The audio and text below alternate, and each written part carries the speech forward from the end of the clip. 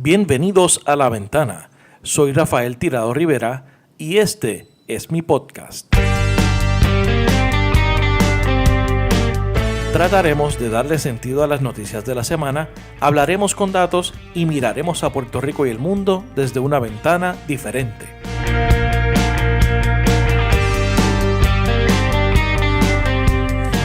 Licenciado Rafael Cox Salomar, bienvenido a La Ventana. Un placer, Rafael, estar aquí contigo, como siempre, un privilegio. Y gracias por recibirnos en su oficina de abogado aquí en Atorrey. Lo que invito a la gente que vea esta entrevista a través de YouTube para que vea la espectacular vista que tiene.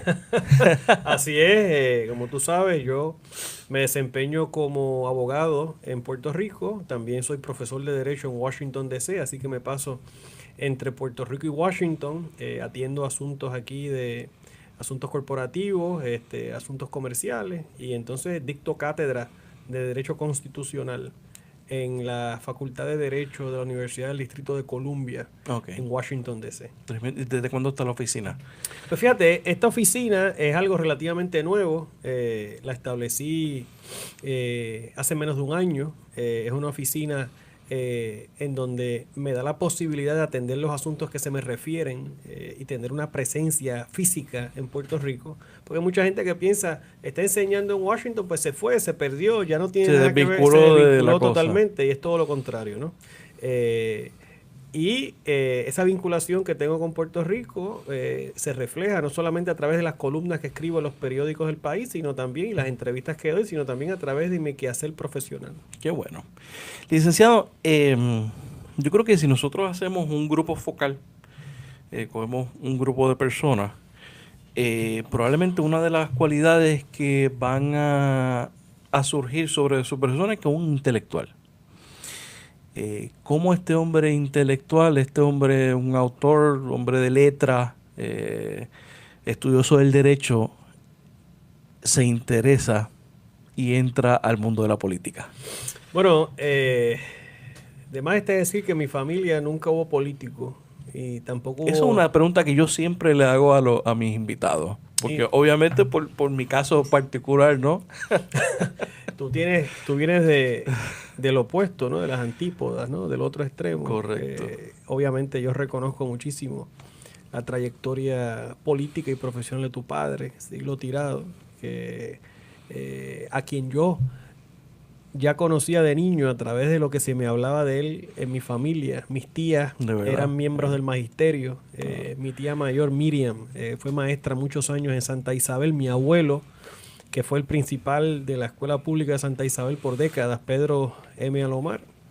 Y a través de esa tradición, pues se escuchaba el nombre de Siglo Tirado, ¿no? Que eventualmente fue miembro de la Cámara, del Senado, y que todavía está en Guayama. Así que pues... Y todavía llega a sus casos. Así que vicariamente te vine conociendo. Obviamente a tu hermano, fuimos compañeros de partido, estuvimos juntos obviamente en aquella campaña del 2012. Y a quien obviamente me vincula una amistad importante y una vinculación muy importante en el tema ideológico. Claro. Porque compartimos una visión sobre el desarrollo de futuro de Puerto Rico. Entonces, hágame esa historia, y háblenos un poco de su trasfondo, ¿no? Su trasfondo especialmente académico. Pues fíjate, yo me interesé por la política más bien por el tema de las ideas. Yo me interesé en la política porque era una herramienta para adelantar los principios y los valores en que yo creo. Yo no había tenido, y en mi familia no hay experiencia, ¿verdad?, en cosas de la política activa. En mi hogar se cultivaba mucho el debate de ideas, la lectura, el pensamiento crítico, y siempre hubo conversación política en mi casa. Siempre estuvo, en el tema político siempre estuvo presente. El tema político siempre estuvo presente, pero no era un modo de vida para mi padre ni mi madre. Mi padre es médico, es cardiólogo. Mi padre realmente es un hombre renacentista, ¿no? Es un médico, pero es un intelectual.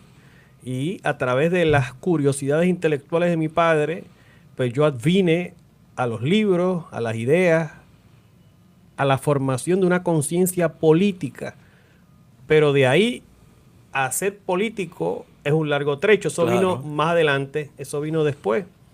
A través de mis escritos, de mis columnas, yo empecé a escribir hace ya 20 años en los periódicos principales de Puerto Rico, a debatir ideas. Y poco a poco me fui vinculando con algunas personas que se fueron abriendo unos espacios, unos caminos a través de los cuales yo transité. Y fui de ser un intelectual público a convertirme en un candidato a una posición principal en una papeleta por uno de los partidos principalísimos de Puerto Rico, el Partido Popular en específico, y así fue que se fue dando, ¿no?, esa transformación de ser, vamos a ver, un político más de idea, un político de libro, a ser un político de práctica. Y una cosa son los libros y otra cosa es la práctica. Y eso es un ejercicio completamente distinto, que toma tiempo, poco a poco ir conociendo, ir desenvolviéndose en esas aguas. Ahora bien, lo que yo le quiero dejar dicho a los jóvenes que están sintonizando este programa, a las generaciones que vienen subiendo, es que la política no es una profesión para uno perpetuarse en esa posición política. La política, y de lo que se trata es de uno hacer una contribución en un momento histórico definido por un tiempo específico, y uno hace la contribución y uno entonces regresa al mundo del cual uno proviene, porque uno no se puede perpetuar en las posiciones. Y la política no es una profesión que tú puedas estar 30, 40 años. La política es un ejercicio de tiempo limitado para adelantar unas causas y unos principios, pero no es para vivir de la política. Y yo entiendo que esa es una de las diferencias más importantes de criterio que quizás existe entre mi persona y los políticos más tradicionales, ¿no? ¿Por qué? Porque yo siempre entendía que mi contribución a Puerto Rico a través de la política activa debería ser por un tiempo limitado, de tal manera que otras personas también tengan la oportunidad de servir. Y no pretendía, ni he pretendido, ni hubiera pretendido quedarme, ¿verdad?, para siempre en la posición o quedarme. Era simplemente una manera de ayudar por un tiempo definido y uno regresar al quehacer profesional. En el caso mío, pues mi profesión de abogado, la academia, mis escritos, y hacer contribuciones desde otras trincheras de lucha. Hay muchas trincheras de lucha. A política es una de esas trincheras de lucha, pero no es la única trinchera de lucha. Está la trinchera de lucha de la academia, por ejemplo. Es una plataforma importante. La trinchera de lucha de la profesión. La trinchera de lucha que uno empuña con la pluma a través de los escritos. Porque después de todo es la palabra escrita la que se queda y las palabras se las lleva el viento, ¿verdad? Eso es así. ¿Y usted descartó ya la posibilidad de servirle al país desde una posición electiva? Bueno, al menos en este momento no lo veo como un plan futuro.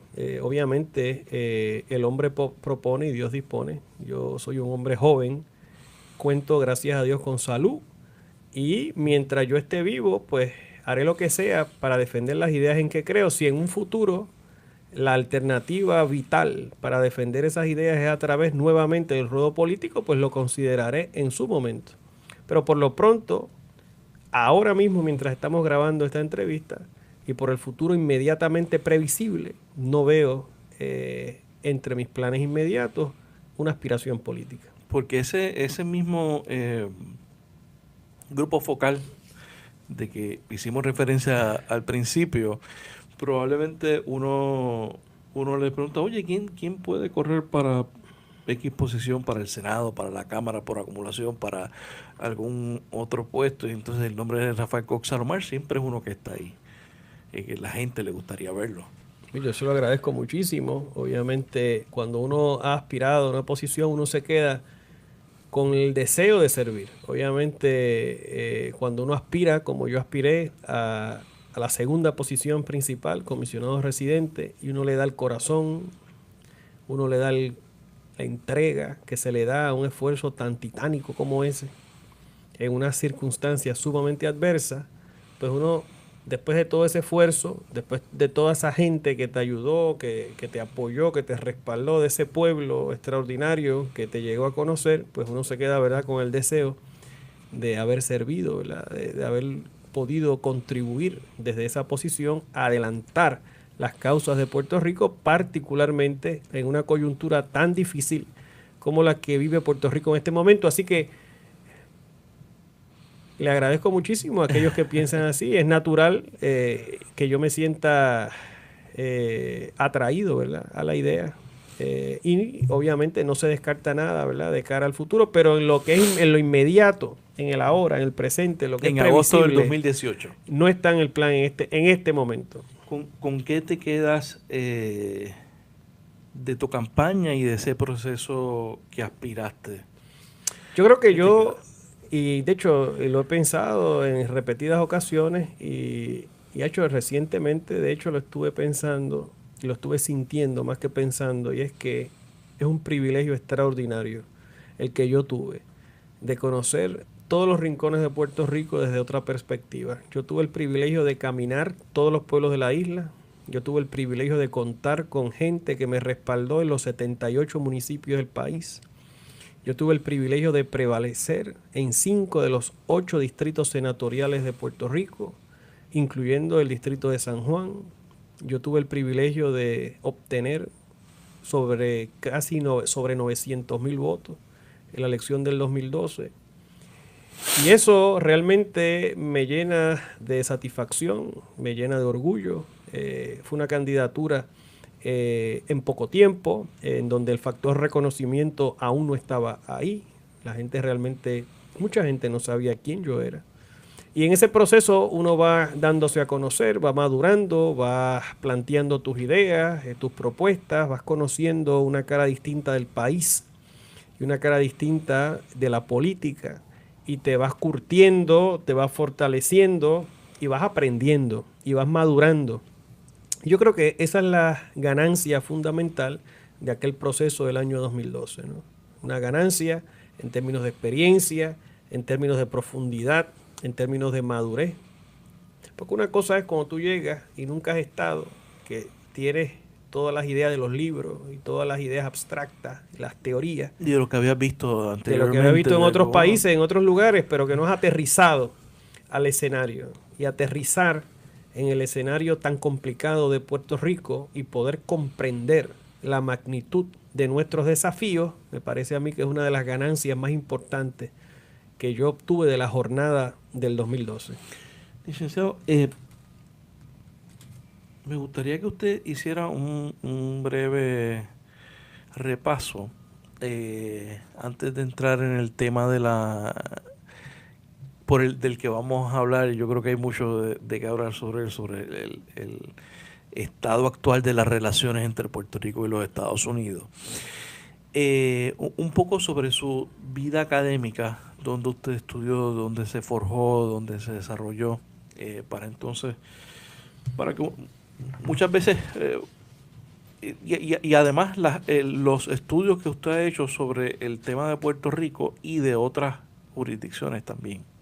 Pues mira, yo te digo que soy uno de los hombres más afortunados, porque yo tuve el alto privilegio de poder cumplir mis metas académicas. Yo desde joven era un muchacho muy enfocado en el tema de mi formación académica.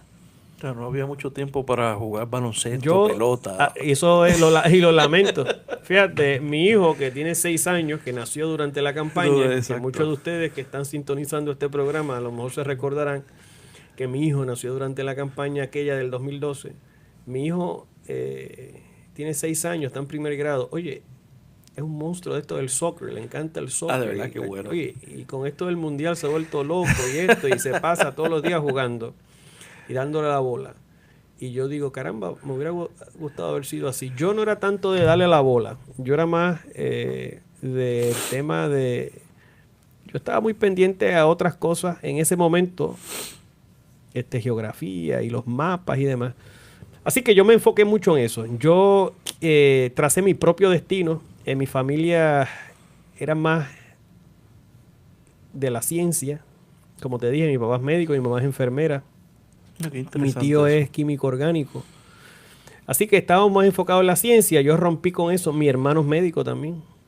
Mi cuñado es médico también. Yo rompí un tanto con el tema de la medicina y entonces me fui por el mundo de las humanidades.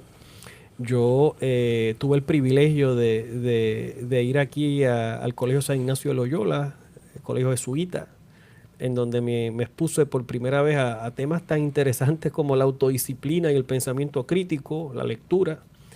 Yo era un lector muy voraz, leía mucho de historia, de derecho constitucional. Cuando era joven, mi padre a los 15 años me regaló la obra de Trías Monge, por ejemplo. Wow. Yo empecé allí a leer sobre la generación del 40, sobre lo que había sucedido en el proceso que lleva a la aprobación de la Ley 600. Y luego seguí por ese camino, estudié en la Universidad de Cornell. Allí tuve una gran oportunidad, era parte de un programa de honor que me eximieron de los requisitos de bachillerato. Entonces yo tomaba todas las clases que quería, de todas las disciplinas que quería.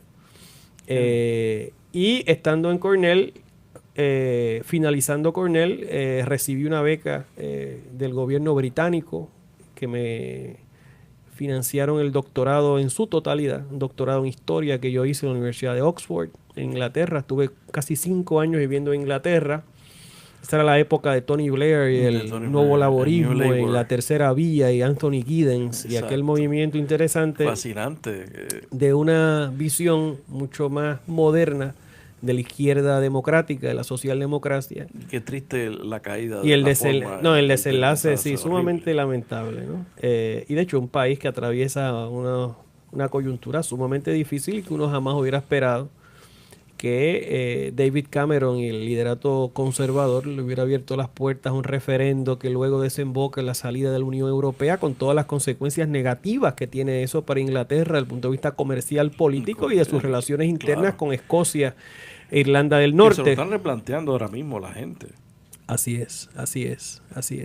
Pero eso es harina de otro costal. Entonces, allí en Inglaterra yo escribí una tesis doctoral sobre el fin del Imperio Británico en el Caribe, la descolonización de los británicos en el Caribe. ¿Cómo fue que los británicos en nuestro mundo, en nuestro vecindario caribeño, Barbados, Jamaica, Antigua, Santa Lucía, Dominica, Monserrate, Antigua, ¿no? ¿Cómo fue que los británicos atendieron el tema de estatus con respecto a esas jurisdicciones que son nuestras vecinas? Así que esa fue mi tesis doctoral, ese fue mi primer libro, salió publicado en el año 2009. Tanto en Miami como en el Caribe británico.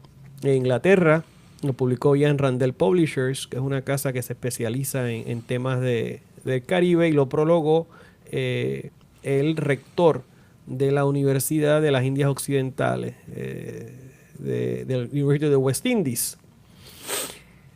Y luego pues estudié Derecho en la Facultad de Derecho de Harvard, ya habiendo concluido el doctorado, pero inmediatamente después. Es decir, yo fui de high school a bachillerato, doctorado y Derecho de un tirón. O sea que no hubo un receso, no hubo un respiro.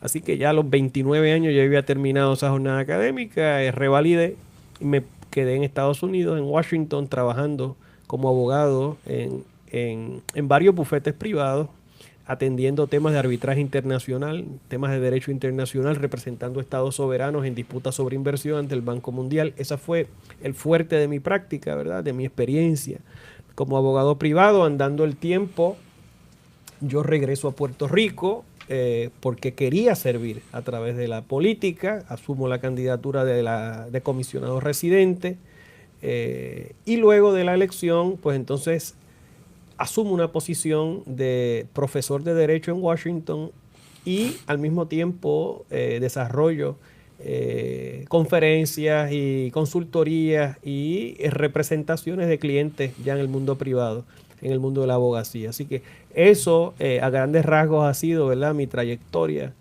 académica, profesional, pero muy satisfecho porque se han cumplido las metas. Se ha podido hacer aquello que yo soñé. Y de eso se trata, ¿no? Poco a poco, a los jóvenes que me están escuchando, y poco a poco ir cumpliendo tus sueños, cumpliendo tus metas con disciplina, con esfuerzo, con trabajo, ¿no? Encomendándose a Dios siempre, ¿no? Y echando para adelante. Y ese perfil de usted, por eso una de las razones por la cual quise invitarlo para el podcast, ya que muchas veces dentro del Partido Popular la discusión de estatus Y la discusión misma del futuro del Partido Popular se centra en 2 semanas al año, que son las 2 semanas De la asamblea. o del aniversario de Lela y del Partido Popular. Así es. Denos un panorama a noviembre del 2018, un vistazo general de las relaciones, del estado de las relaciones entre Puerto Rico y los Estados Unidos. Mira, nosotros en este momento, en agosto del 2018, estamos como estábamos bajo la ley Jones. Aquí, en este momento, estamos en una condición de indefensión jurídica ante el Congreso de los Estados Unidos. Se está dando lo que nunca pensamos que se iba a dar, que es que un tribunal federal haya resuelto que a nosotros nos aplican los poderes plenarios que emanan de la cláusula territorial, que una junta nombrada por el Congreso sin nuestro consentimiento toma decisiones que van por encima de las decisiones del gobierno local, una junta que hace nombramientos importantes de funcionarios con poderes ejecutivos y cuasi legislativos, una junta que inclusive ha intentado en varias ocasiones de hacer nombramientos por encima de los del gobernador. En otras palabras, estamos nuevamente ante el escenario que enfrentábamos durante la ley Jones e inclusive la ley Foraker. La única diferencia es que bajo la ley Foraker no había Senado localmente elegido y lo que había era un Consejo Ejecutivo. Bajo la ley Jones se crea el Senado electo. Y hoy día hay un Senado, pero ese Senado que hoy día es un Senado de mentiras y una Cámara de mentiras, y hay una Junta que va por encima del gobernador, la Cámara y el Senado. Y un tribunal federal que toma todas las determinaciones, porque el Tribunal Supremo de Puerto Rico, que es nuestro tribunal de más alta apelación, está fuera del juego, está fuera del escenario. Y solamente lo van a utilizar cuando haga falta contestar por medio de vía de pregunta certificada, algún tipo de pregunta, asunto que tenga que ver con derechos puertorriqueños, si le da la gana al Tribunal Federal que tenga jurisdicción sobre el asunto de Puerto Rico. Eso es parte de. O sea que promesa es la demostración más fehaciente, más contundente, más evidente, de que no es que exista un déficit democrático, es que realmente esto es una colonia de los Estados Unidos y se ha venido abajo la doctrina de que esto era un pacto bilateral cuyos poderes emanan del pueblo y no del Congreso. Eso le iba a preguntar, entonces, ¿dónde queda la teoría del pacto? Esa teoría se desvaneció. Y esa teoría realmente no existe. No tiene ningún tipo de adeptos en Washington. No tiene respaldo alguno, ni en las ramas políticas, ni tampoco en la rama judicial federal. Y eso es importante que se atienda y que se comprenda.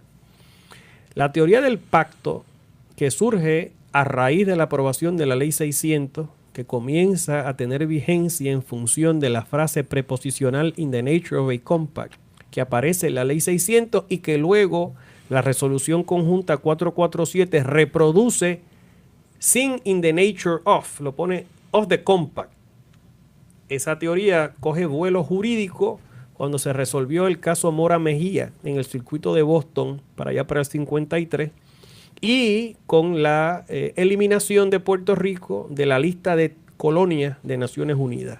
Que eso se da el 28 de noviembre de 1953 y a raíz de ese proceso comienza entonces el primer circuito de Boston a desarrollar a través de la pluma de Calvert Magruder y de otros juristas una doctrina de que la Constitución de Puerto Rico iba por encima, tenía más prestigio que una ley orgánica, no era una simple ley orgánica del Congreso porque el pueblo la había refrendado en la urna, que plantear o imputarle eso al Congreso sería equivalente a decir que el Congreso había perpetrado un gran fraude contra el pueblo de Puerto Rico. Y así por el estilo se empieza a desarrollar la tesis de que sí estábamos bajo la cláusula territorial, pero que no nos aplicaban los poderes plenarios de la cláusula territorial porque el Congreso, al entrar en este pacto con Puerto Rico, nos había delegado a perpetuidad una capacidad de gobierno propio que iba a ser imposible quitarnos a los puertorriqueños.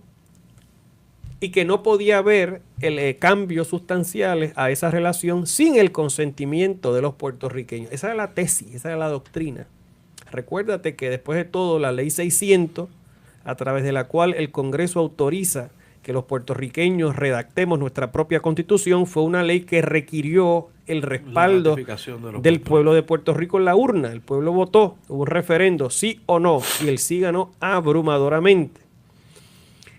Así que toda esa tesis, esa doctrina que había, ¿no?, que luego, inclusive en algunos momentos históricos, Justicia Federal refrendó, como por ejemplo en el año 59, durante los procesos del proyecto Fellnow-Murray, que Justicia Federal sacó una opinión jurídica haciendo el planteamiento de que estos pactos de consentimiento mutuo tenían espacio dentro del escenario constitucional americano.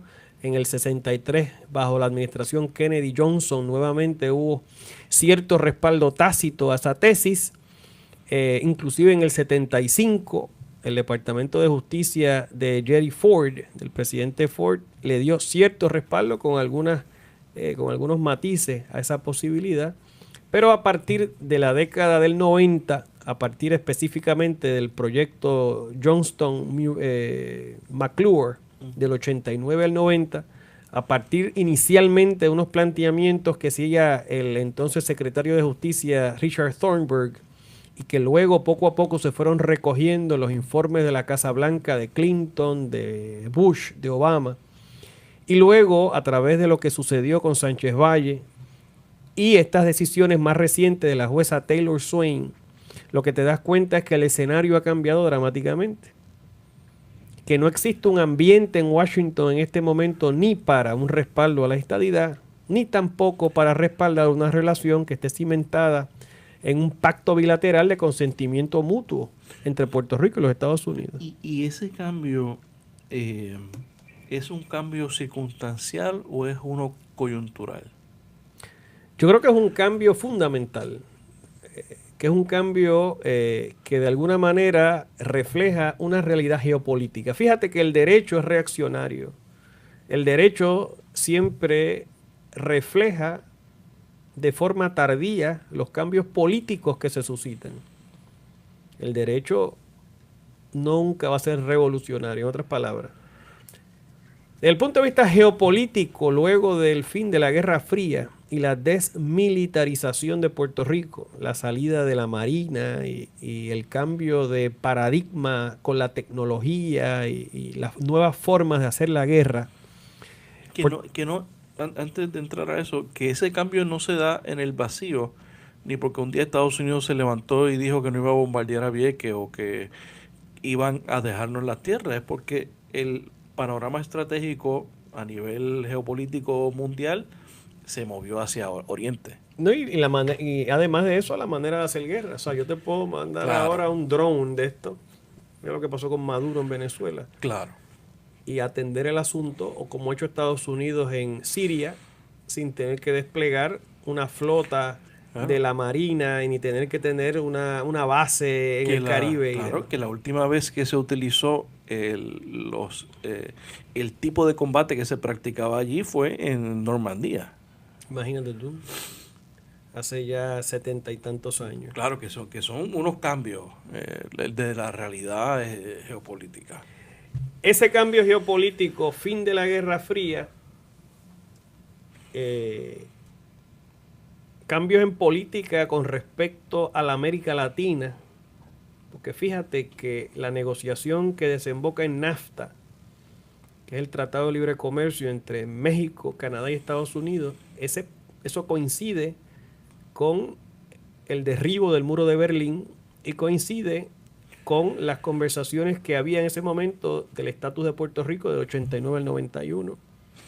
Estados Unidos entonces asume una posición de apertura hacia América Latina en términos arancelarios y se crea un mercado de libre comercio que inicialmente incluye México y con el tiempo incluyó todos los países de Centroamérica y la mayor parte de los países de Sudamérica, lo que significa que las ventajas comparativas de nosotros se disminuyeron dramáticamente, porque ya no era solamente Puerto Rico que iba a tener acceso preferente al mercado americano. Ahí se derrumba el otro pilar del supuesto mercado común. Efectivamente. Nosotros habíamos respaldado la tesis del ELA en función de mercado común, pero ese mercado común se desvanece. La defensa común, bueno, no es necesario yo tener bases en Puerto Rico ni bases en el Caribe para la defensa común. Entonces el tema de la autonomía fiscal eventualmente se desmoronó con la quiebra de Puerto Rico. Porque entonces, ¿de qué me sirve ahora mismo a mí la autonomía fiscal si yo estoy fuera de los mercados? Yo no puedo ahora emitir bonos que sean triplemente exentos porque nadie me los va a comprar. Entonces, ante esa realidad, Washington realmente se quedó sin política con respecto a Puerto Rico.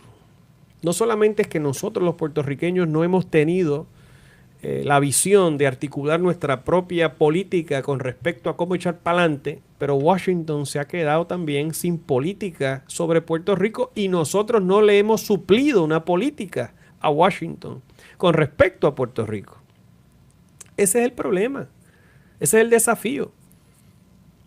O sea, y no es cuestión de Donald Trump, porque es que bajo Obama fue que se aprobó Promesa. Claro. Y fue Obama, en su informe de 2011, que planteó que este tema del ELA desarrollado realmente era un tema que no tenía viabilidad y planteó los escollos de ese proyecto político. O sea, que esto no es un asunto nada más de republicano.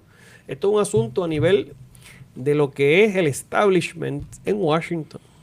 Es una posición del establishment en Washington. O sea, porque mi pregunta va, ¿quién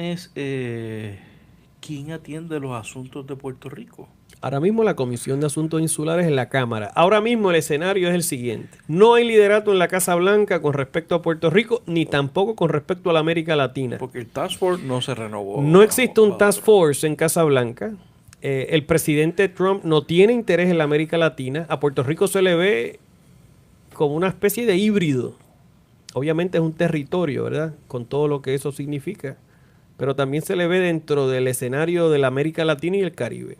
Trump ni fue a la cumbre iberoamericana, ni le interesó ningún tipo de relación importante en la América Latina, ni en el Caribe. Y realmente ni hablar del tema de Puerto Rico. Así que en Casablanca no existe el liderato. El liderato en este momento, para bien o para mal, viene de la Cámara, específicamente Rob Bishop y la Comisión de Asuntos Insulares. Pero la composición de esa comisión va a cambiar en enero, porque todos los indicios apuntan a que va a haber un cambio político en la Cámara Federal y que muy posiblemente el congresista Grijalva va a ser el próximo presidente de la Comisión de Asuntos Insulares. Eso uno podría presumir que podría desembocar en unos cambios. Quizás haya unas aperturas, quizás haya una flexibilidad, quizás haya una voluntad de diálogo, quizás haya un escenario distinto en el cual se pueda atender de forma más mesurada el tema de nuestro desarrollo económico. En el Senado, por otra parte, Puerto Rico sí tiene aliados importantes, lo que pasa es que no ha sabido utilizarlo de forma efectiva. Elizabeth Warren, por ejemplo, la senadora de Massachusetts, que fue profesora de Derecho en Harvard cuando yo empezaba. Yo profesora suya, ¿verdad? Fue la que me dio la orientación, me recuerdo yo, al comienzo. Pero luego ella siguió otros derroteros. Ahora se perfila como una posible precandidata presidencial. Pero ella está en el Congreso radicando un proyecto que tendría un efecto muy positivo sobre la deuda de Puerto Rico, que básicamente para efectos prácticos eliminaría la deuda de Puerto Rico y atiende de una manera muy justa los reclamos de los puertorriqueños. Pues eso es una aliada importante que tenemos nosotros ahí y que debemos de cultivar esa relación. Y así existen otros senadores, inclusive algunos que no son demócratas, que son republicanos, que muy bien podrían de alguna forma ejercer cierto liderato con respecto a la articulación de una política sobre Puerto Rico. Pero los puertorriqueños lo que tenemos que darnos cuenta es que por más buena gente que sean algunos de estos americanos, ellos lo que están pendientes es al bienestar de ellos, claro, porque para eso fue que los eligieron a ellos. Los que tienen que estar pendientes al bienestar nuestro somos nosotros. Y nosotros no le hemos suplido una política a Washington con respecto a qué hacer con Puerto Rico. Ahora bien, específicamente con respecto al Partido Popular, el Partido Popular tampoco le ha suplido a Washington una política, porque si seguimos hablando de lo mismo, pacto bilateral de consentimiento mutuo, de unión permanente, allá nadie entiende eso. Ese concepto está muerto. Esos son conceptos fosilizados, son unos fósiles que realmente no tienen ningún tipo de respaldo en Washington. Es que nadie entiende ese lenguaje. Ese lenguaje es un lenguaje que no se entiende, que no vas a poder tener una respuesta porque la gente no sabe de qué tú estás hablando. Entonces, en la medida en que el Partido Popular no le supla a Washington un modelo, pues entonces lo que estamos haciendo es, estamos creando mayor confusión en lugar de esclarecer el escenario. Y ante esa realidad de promesa... Perdóname, Rafa. Sí. Porque si nosotros nos suplimos, y esto es bien importante, porque quiero que los jóvenes, la gente que está sintonizando, en la medida en que los populares no le suplen un proyecto a Washington que haga sentido y que sea consistente con el momento geopolítico que vive Washington, y en la medida en que en Washington piensen que el Partido Popular está muerto, que no está supliendo nada, pues ¿qué es lo que van a pensar en Washington? Ah, bueno, pues esta gente todos quieren la estadidad. La única alternativa entonces es la estadidad, porque la independencia 2 o 3 nada más la quieren. Y se va creando esta impresión equivocada de que la estadidad es simple y sencillamente algo que es imparable en el escenario puertorriqueño. Y eso no es correcto. Ni aquí tampoco es correcto que el 90 y pico % de la gente quiere la estadidad. No, claro, eso... los resultados yo creo que no tienen credibilidad ni aquí ni en Washington. Claro, pero en la medida en que no se supla un modelo, en la medida, claro, una alternativa, pero la alternativa no puede ser lo que tenemos. Y entonces, ¿cuál es ese proyecto dentro de la realidad geopolítica, dentro de la realidad que vive Puerto Rico? ¿Cuál es ese proyecto que el Partido Popular debería de presentar? Mira, lo que se conoce, lo que hemos llamado aquí a nivel criollo, el ELA soberano, que no es otra cosa que una modalidad de libre asociación en donde Puerto Rico asume su soberanía y delega de forma explícita poderes a Washington y retiene poderes para sí mismo en algunas esferas, y en donde se delimita de forma específica los poderes que detenta cada cual en la relación. Y se atiende de una manera madura el tema de la ciudadanía americana, y en donde se atiende de una forma madura el tema de nuestro desarrollo económico y nuestra competitividad, y se le da al país entonces la oportunidad de tomar en el ejercicio de su derecho a la autodeterminación su propia decisión. Y de eso es que se trata esto. Fuera de la cláusula territorial, no colonial y no territorial. Ese ha sido el desideratum, ese ha sido el principio rector desde la fundación misma del partido, porque esto es otra cosa que se pierde en el debate. Y ahora lo vas a ver en el debate de la primaria, porque en el Partido Popular es una primaria grandísima. Sí. Y es que, y eso está bien. Claro. Eso es lo que nos hace falta. Pero, ¿quiénes fundaron el Partido Popular Democrático? ¿De dónde vino el Partido Popular? ¿Vino de la Luna, del planeta Marte, de Júpiter? ¿Quién fundó esto? Oye, esto lo fundó un grupo de gente que tenía en su corazón unas ideas bien puertorriqueñistas del desarrollo del estatus. Esto lo fundó gente que estaba en el Partido Liberal, un partido que asumió la independencia como su credo en 1930, de gente que entendían que el país tenía que moverse hacia la soberanía, y de gente que entendía que la colonia Monda y Lironda era no solamente indigna, pero que estaba explotando a la civilización puertorriqueña y que no iba a acabar destruyendo. Y esa gente funda el Partido Popular Democrático. Ese Partido Popular Democrático tuvo que afrontar una coyuntura sumamente difícil y tuvo que saber leer los tiempos geopolíticos.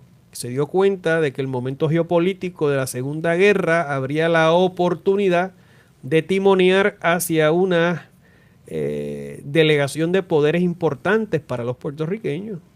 Claro, que no se puede negar que la fundación de Lela fue importante en términos de gobierno propio, por lo menos en el periodo hasta promesa, ¿no? Desde luego. Y se le delega, pero que lo importante de esto, Rafa, ilustra el punto que yo estaba haciendo hace unos minutos.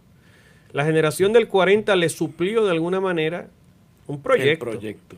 Entonces supieron leer el momento histórico. Lo mismo que había hecho Muñoz Rivera hacía 40 años, que era que había sabido leer la coyuntura geopolítica por la que atravesaba España, con la guerra en Cuba, el desafío que le presentaba a Estados Unidos, y Muñoz Rivera se dio cuenta, este es el momento en donde yo puedo lograr la Carta Autonómica, porque España está contra la pared. Claro.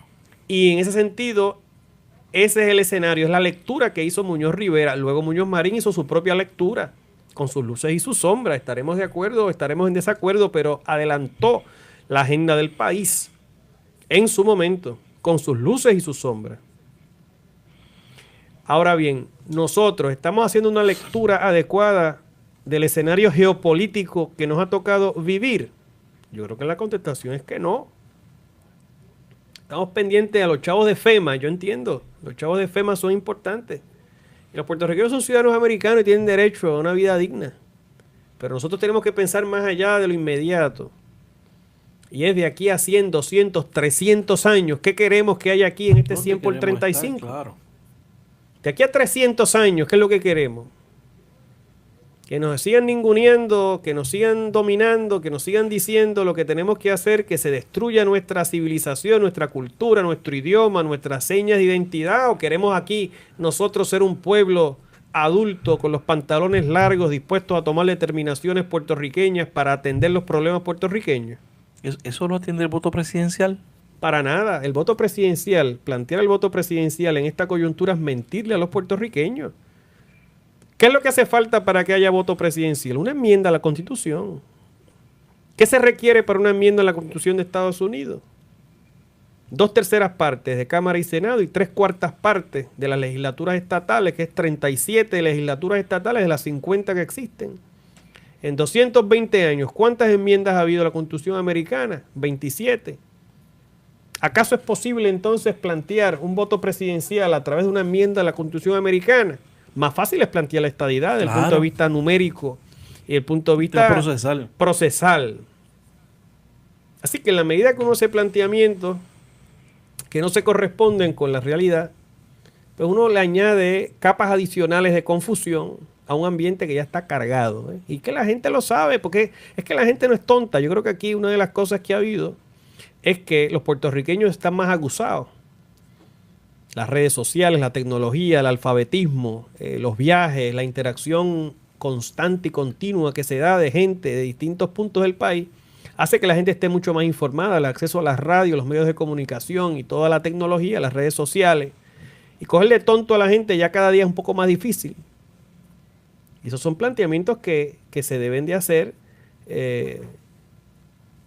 dentro de un marco de seriedad, de un marco de estudio, de lo que es posible y de lo que conviene, y dentro de un marco de una estrategia amplia, ¿ves?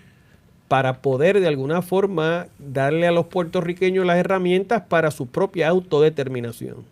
Fíjate que yo nunca estoy planteando imponerle una visión particular al pueblo de Puerto Rico. Claro. Que el pueblo escoja. Lo que pasa es que hay que darle las alternativas, las herramientas.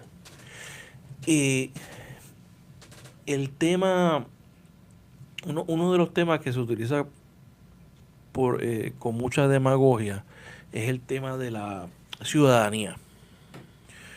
Cómo a través de esa asociación, porque obviamente las relaciones que tiene Estados Unidos de libre asociación, ninguno de los países, de los territorios tuvo ciudadanía antes de advenir a esa relación, y no fue un hecho. En el caso de Puerto Rico, que tenemos gran parte de la nación dividida entre Estados Unidos y Puerto Rico, ¿cómo se puede atender el tema de la ciudadanía? Lo primero es atenderlo con mucha seriedad y mucha claridad. Ese es un asunto político más que un asunto jurídico. El tema de Puerto Rico, como tú señalas, no tiene precedente en el sistema americano. En el caso de nosotros, pues hemos tenido la ciudadanía americana desde 1917. Existe un impedimento jurídico en la Constitución de Estados Unidos que impida que se pueda llegar a un arreglo entre nosotros y los Estados Unidos con respecto al tema de la ciudadanía. No existe un impedimento jurídico. Aquí el planteamiento es político. ¿Cómo se plantea esto? ¿Qué escenarios pueda haber? El escenario de la doble ciudadanía, el escenario de una doble ciudadanía por tiempo limitado, el escenario de una ciudadanía recíproca en algunos asuntos, el escenario de libre tránsito a los Estados Unidos, que es un asunto que realmente sí, para el cual sí existe precedente en el contexto de los Estados Unidos y algunos de sus territorios, sus ex territorios, como el caso filipino. Los derechos adquiridos de los puertorriqueños se mantienen. Obviamente la ciudadanía de aquellos que la tienen se mantiene. Eso no es prescindible ni revocable. Aquí lo que hay que hacer es una demarcación, porque la pregunta que tú esbozas es una pregunta específica a aquellos que no han nacido. Claro. Los puertorriqueños que tienen ciudadanía americana, aquellos que están vivos, aquellos que están en plenas funciones, aunque la renuncien básicamente, no hay seguirán siendo ciudadanos americanos. Porque la ciudadanía americana de los puertorriqueños constituye un derecho propietario que no puede ser rescindido sin que medie el debido proceso. ¿Y qué es el debido proceso? Bueno, que se te notifique, que tengas derecho a poder defender tu planteamiento, y no pueden quitarte la ciudadanía americana simple y sencillamente porque aquí se declara una soberanía. Eso no es posible. La ciudadanía de los puertorriqueños sí es verdad que es una ciudadanía que concedió el Congreso en el 17 a través de un estatuto, pero es una ciudadanía que el propio gobierno de los Estados Unidos describe como natural born citizenship. Es decir, tiene la misma configuración que la ciudadanía que fluye a través de la 14ª enmienda para propósitos de su naturaleza propietaria. Y eso es importante que se entienda, es un poco técnico, pero aquellos que ya están vivos, no tienen por qué preocuparse de este tema. Este es un tema que tiene que ver con qué sucede con las generaciones prospectivas que aún no han nacido. Y ese es un tema que a mí me parece que es de estirpe política, no jurídica, y que se puede atender de una forma razonable, de una forma justa, que atienda los intereses de Puerto Rico y los Estados Unidos. Tú, al inicio de la entrevista, hiciste alusión a otras jurisdicciones que han atravesado, ¿verdad?, por situaciones parecidas. Exacto. Y en el Caribe, por ejemplo, en el caso específico de lo que son los territorios holandeses, que son Curazao, que son Bonaire, San Martín, San Eustaquio, pues allí hay una doble ciudadanía, ciudadanía del territorio específico, ciudadanía holandesa, por consiguiente europea. Y el tema de la doble ciudadanía no es un tema, el tema de ellos es otro, el tema de ellos es política monetaria, tienen autonomía también con respecto a política monetaria, tienen autonomía con respecto a la suscripción de tratados, tienen autonomía con respecto a asuntos que tienen que ver con la aplicabilidad de estatutos que se aprueban en Holanda, que no son de aplicabilidad en el Caribe holandés. Y esos son los asuntos, el asunto de la deuda, el tema fiscal. Ese es otro de los asuntos. ¿Cómo se maneja la deuda en estos territorios? Porque yo sé que hay unos acuerdos entre Holanda, me parece. Eso es correcto. En el caso holandés, en el año 2010 hubo una renegociación de la deuda de Curazao en específico. Curazao tenía una deuda en función de Producto Bruto Interno relativamente alta. Okay. Se renegocia esa deuda con Holanda. Holanda asumió 2/3 partes de esa deuda a cambio de imponer unas reglas de juego nuevas con respecto a la emisión de deuda por parte de Curazao. Curazao tiene su propia moneda, el guilder, no tiene el euro. Y entonces, al mismo tiempo, se renegoció esa deuda. En otras palabras, Curazao asume la titularidad de cerca de 1/3 parte de esa deuda. Holanda asumió el resto como suyo. Hubo unas garantías de parte del gobierno holandés. A cambio de eso se impone unos controles con respecto a la proporción de deuda y de crecimiento económico que tiene que ver antes de que se apruebe una emisión de bonos. Y hubo unos cambios políticos. El Curazao se convirtió entonces en igualdad de condiciones a Aruba como estatus aparte dentro del reino holandés. Y entonces San Martín también hizo lo propio, tiene más autonomía ahora de la que tenía antes, desde 1954. Así que hubo un cambio interesante en el Caribe holandés que no se detuvo simplemente por el tema de miedo, el tema de miedo al tema de ciudadanía, sino que se discutieron estos temas y se llegaron a unos entendidos políticos en el Caribe holandés y que fueron refrendados en Ámsterdam. O sea que no tiene por qué el caso nuestro ser distinto. Claro, porque es que a veces nosotros nos meteremos en la cabeza de que Puerto Rico tiene una disfunción inherente a nuestra condición y incrustada en nuestro DNA de que no podemos hacer nada. O sea, y me parece que es la locura. Entonces, pues, por ejemplo, hay uno de los analistas cuyo nombre no habrá de ser revelado. No lo revelaremos, que dice que el problema de la libre asociación, por ejemplo, es que Trump se quiere salir de la OTAN y se salió del TPP, y entonces pues se podría también salir unilateralmente en el caso de Puerto Rico si tuviera esa relación. ¿Qué uno le contesta a eso? Bueno, también puede venir un cometa mañana, ¿no? Y darle un cantazo al planeta Tierra. O sea, cualquier cosa puede pasar, pero el camino de los pueblos, el destino de los pueblos no se puede detener por imponderable. Obviamente, Estados Unidos mañana puede disponer del territorio que lo puede hacer hoy, como quiera. Y pues en ese sentido, pues es una realidad constitucional. Son realidades jurídicas, pero estos son temas políticos.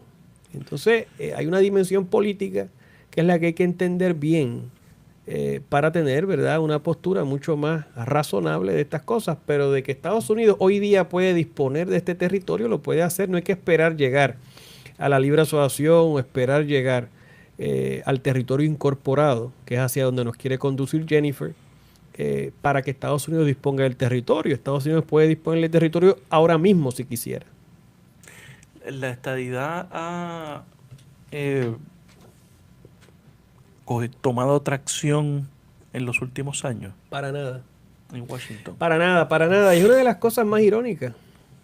Y a veces uno, ¿verdad? Oye, ¿cómo tú explicas que con toda la penetración de Estados Unidos de 120 años, aquí seguimos hablando español, como siempre, seguimos con nuestra propia idiosincrasia de pueblo? Como las navidades. Seguimos con casi toda... Claro, ha habido una influencia americana como ha habido en toda la América Latina. Porque tú vas a la América Latina y la gente ve el cable TV y ve esto y ve lo otro, pero siguen siendo lo que siempre han sido. Y en el caso nuestro es igual.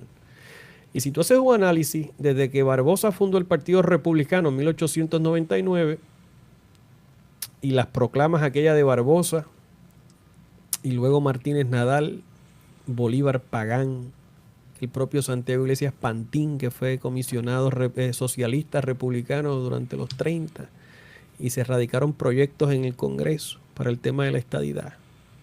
Y luego Miguel Ángel García Méndez, don Luis Aferré, el propio Carlos Romero, Pedro Rosselló y todos estos procesos. Es muy poco lo que la estadidad realmente ha avanzado en el escenario americano. Muy poco.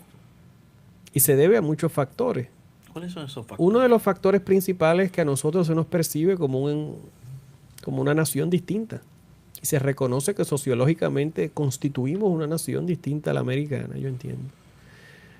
Número 2, está el tema del idioma, que eso añade a la percepción de que somos de alguna manera la otredad, lo otro, lo distinto, diferente. Yo entiendo también que el liderato político estadista no ha tenido gran acceso, porque se les percibe como que son buscones.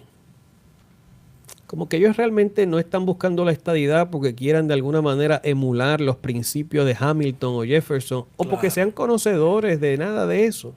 ellos lo que les importa son los chavos, porque ellos mismos dicen que el Estado es para los pobres. No es el patriotismo de Correcto. la trinchera con la bandera americana. Exactamente. Solamente. De hecho, son los más desconocedores, por lo general, de la historia de los Estados Unidos, de Lincoln y de todo lo que tiene que ver con el desarrollo de aquella nación.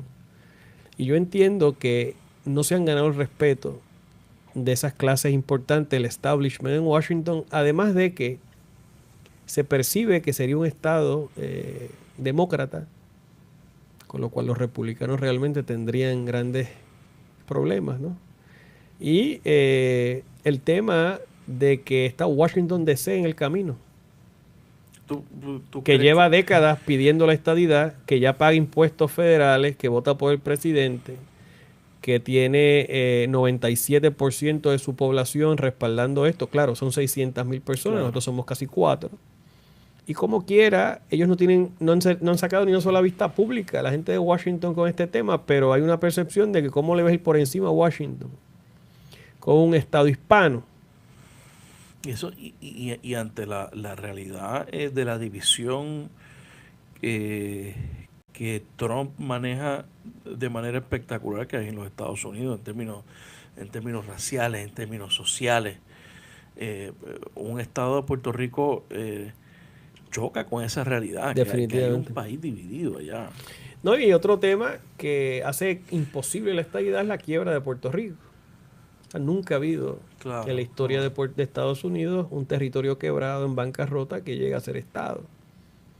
Inmediatamente, obviamente. O sea, que la quiebra de Puerto Rico lo que ha hecho es que alejó 500 años más el tema de la estadidad.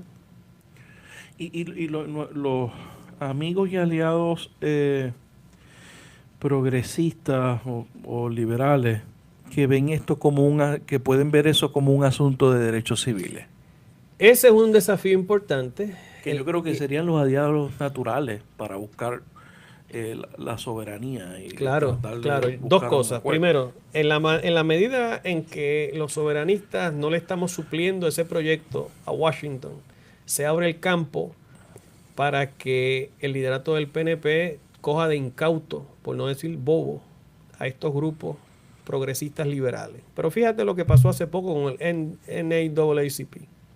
Exacto. Que es el grupo más importante de la comunidad afroamericana y que inicialmente hicieron unas expresiones a favor de la estadidad, pero luego cuando se dieron cuenta de lo que eso significaba, echaron para atrás y hubo una retractación. Y en ese sentido, eso te demuestra a ti que en la medida en que uno confronta esto de forma directa, que uno explica que el tema de derechos civiles es si en efecto se destruye o sobrevive la civilización puertorriqueña. Porque esto no es un tema individual de derechos civiles, no. Esto es un colectivo. Esto es un asunto de si un colectivo nacional va a perecer o va a sobrevivir. Es el pueblo de Puerto Rico. Esto no es la lucha de derechos civiles de uno que otra persona, no. Esto es la lucha colectiva de un pueblo por mantenerse firme, con las manos bien puestas en el timón, articulando su propio futuro en función de sus propias necesidades y de su propia capacidad de supervivencia. Nosotros aprendimos con Valdoriotti que este pueblo ni se degrada ni se suicida, ¿no? Y es el intento colectivo de un pueblo por evitar sus propios suicidios. Y eso es de eso que se trata esto. Esto no es un asunto de derechos civiles individuales. Claro. Esto es otra cosa. Porque nosotros no estamos aquí buscando integrarnos a los Estados Unidos, como otros grupos han intentado históricamente. Nosotros estamos aquí tratando de conformar nuestra propia nación conforme a nuestras propias reglas y nuestra propia cultura y nuestra propia identidad y nuestro propio idioma y nuestra propia forma de ver el mundo y la vida. Y resistiendo. El embate de siglos de coloniaje que no comenzaron con la firma del Tratado de París, que comenzaron con la llegada de Colón en 1493. Claro. Por último, otra de los mitos es que es una forma de independencia la libre asociación, de que es un tipo de independencia, de que por lo tanto no tendría el respaldo de la gente. Eso es, las Naciones Unidas lo ven como una... No es ninguna modalidad de independencia en ningún sitio. Es un estatus propio, que es distinto obviamente a la independencia, porque la independencia es el ejercicio absoluto, sin ningún tipo de reservas y delegaciones de tu poder soberano. La libre asociación es otra cosa, es un modelo distinto, ¿verdad? Porque si fuera lo mismo, pues los amigos independentistas estuvieran también respaldando la libre asociación, ¿verdad? Claro. Pero es un modelo distinto y las propias resoluciones pertinentes de Naciones Unidas, fíjate que no tratan los conceptos, lo tratan como conceptos distintos, ¿no? La anexión, la libre asociación y la independencia son los modelos. Claro. ¿De qué se habla? Eso es que el debate está lleno de mucho miedo y demagogia. Se habla de una cuarta opción que también es pertinente que discutamos aquí. ¿Qué significa esto de la cuarta opción? Porque entonces se habla de la resolución 2625 del año 70.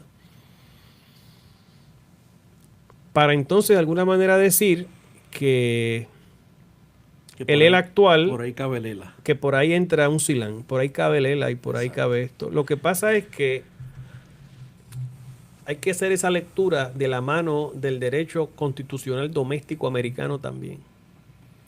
Y de la mano del derecho constitucional doméstico, Puerto Rico no tiene alternativa que salirse de la cláusula territorial. Porque ya se ha demostrado, y los casos más recientes demuestran, que una vez tú estás dentro de la cláusula territorial no hay forma que el Congreso realmente delegue a perpetuidad nada, ni se exima de aplicar poderes plenarios. Que la única forma de zafarte de los poderes plenarios del Congreso es estando fuera de la cláusula territorial. Y la única manera de hacer eso es a través de una modalidad de libre asociación. Y eso, o sea que la cuarta opción, si lo de la cuarta opción es buscarle la vuelta a mantenerte en la cláusula territorial para entonces decir que como quiera, esa es la cuarta opción y que eso es descolonización y que eso es una opción digna, etcétera. Esa es una lectura equivocada porque acaba en lo mismo. Claro, porque por ahí también entonces viene la teoría de que se puede mejorar la relación, de que tal vez una de las mejoras que siempre se plantea es votar por las leyes federales que se pueden aplicar. Pero mira, a Puerto que Rico. Del 59 hemos planteado eso. Se planteó en el 59, proyecto de Fernández Murray. Muñoz mandó a engavetar el proyecto en mayo del 60, porque había problemas en el Congreso y en algunas agencias federales. Esto es la época de Eisenhower. Luego en el 62 se planteó eso con el proyecto Aspinall, pero ese proyecto no tuvo éxito y ese proyecto se aguó. Y entonces se convirtió en un proyecto para el nombramiento de la Comisión de Estatus. Ese proyecto de ley lo firmó el presidente Johnson y la Comisión de Estatus se conformó en ese periodo y publicó su informe en el 66 y se recomendó, no el tema de un ELA mejorado, se recomendó el plebiscito del 67. Hubo un plebiscito en el 67, gana el Estado Libre Asociado, pero ganó Nixon y gana Ferré y se habló entonces nuevamente del voto presidencial. Oye, es que esto ha sido circular y volvemos con la misma cosa. Y no pasó nada entonces, ni va a pasar nada ahora. Y así seguimos en esto. O sea que para el Partido Popular, por ejemplo, la decisión es muy sencilla. Vamos a seguir respaldando un proyecto de estatus dentro de la cláusula territorial o vamos a tener el coraje intelectual, la valentía intelectual y la entereza moral de plantear un proyecto que esté fuera de la cláusula territorial. Usted evolucionó su pensamiento. Así es. ¿Por qué? Mucho. ¿Por qué? Por la realidad. Porque no es posible el crecimiento del ELA dentro de la cláusula territorial, porque no es posible el pacto bilateral de consentimiento mutuo dentro de la estructura federal, porque hemos intentado en múltiples ocasiones transitar ese camino y nunca lo hemos logrado, porque realmente no están dadas las condiciones para la evolución de Puerto Rico conforme ese camino. ¿Y qué voy a hacer? ¿Quedarme de brazos cruzados o buscar otras alternativas? No fue Einstein el que dijo que si usted sigue haciendo lo mismo, va a seguir esperando básicamente llegando al mismo resultado. No se supone que nosotros como entes pensantes estemos abiertos a nuevas cosas y nuevas perspectivas. Oye, ¿acaso Gandhi no cambió su postura con respecto al tema de la independencia para la India? ¿O acaso, por ejemplo, Hostos, que era autonomista, no tuvo una maduración ideológica que lo llevara luego a abrazar la independencia? Y así por el estilo, muchísimos otros temas. ¿Acaso Muñoz Marín inicialmente no era independentista y cambió su postura a ser una de un autonomista de centro? O en el propio caso de Albizu Campos, ¿acaso Albizu Campos no militó, al menos itinerantemente, en el partido Unión? Y luego fue el líder máximo del nacionalismo de corte betanciano que ha tenido Puerto Rico, siglo XX. Porque la gente va pensando, la gente va aclarando, la gente va madurando, la gente va creciendo, la gente va transformando sus ideas. ¿Acaso Bolívar no jugaba tenis con Fernando VII allá en Madrid a finales del siglo XVIII y luego se convirtió en el libertador de la América Latina, de la América del Sur, porque entendía que el pensamiento que él había abrazado inicialmente en su juventud, cuando él transitaba por las cortes españolas y las cortes francesas, en la época de Carlos IV y Fernando VII, no se correspondía con las realidades de su pueblo, de su gente, y tuvo que madurar. Los intereses de la gente. Efectivamente, y tuvo que hacer un cambio. Yo creo eso hasta que no tengamos una conciencia de nuestros propios intereses. Claro. Como el interés nacional puertorriqueño, el interés nacional de Estados Unidos, como lo hacen ellos, no cambiaremos. Así es. ¿Algo más que quiera añadir? Yo quiero decir que este espacio es un espacio importante. Yo te agradezco muchísimo la invitación que me has hecho. Y yo creo que esto es lo que hay que hacer, seguir dialogando, seguir hablando, utilizar las redes sociales para poder crear los espacios para que se den estos entendidos, que nosotros podamos intercambiar ideas y de alguna manera articular un proyecto para enfrentar los desafíos comunes que como pueblo confrontamos. Muy bien. Licenciado Rafael Cox Aromar. Un placer. Gracias por estar en La Ventana. Gracias por escuchar este episodio de La Ventana. Sígueme en las redes sociales, búscame como Rafael Tirado Rivera en Facebook, en Twitter, en Instagram. La Ventana es una producción de Change Lab Media para Rafael Tirado Rivera. Hasta la próxima.